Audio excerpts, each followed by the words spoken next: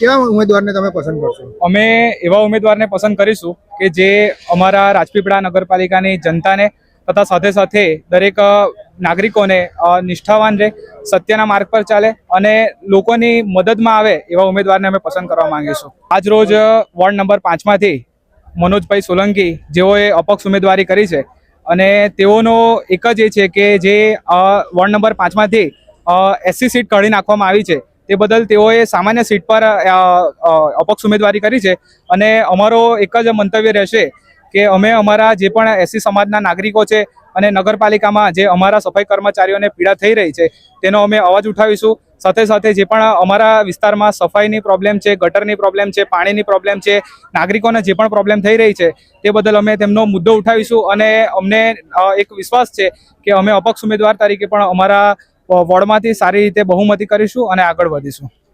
તમારા મતે કઈ સરકાર બેસ્ટ છે? ભાજપ સરકાર, કોંગ્રેસ સરકાર કે આમ આદમી પાર્ટી? મારા મતે જો જોવા જઈએ તો જે પ્રજાલક્ષી કાર્ય કરે અને પ્રજાના માટે જે કામ કરતી હોય એ સરકાર જ બેસ્ટ રહેશે અને જે પ્રજાનું હિતમાં જે વસ્તુ વિચારતા હોય તે જ સરકાર સારી રહેશે.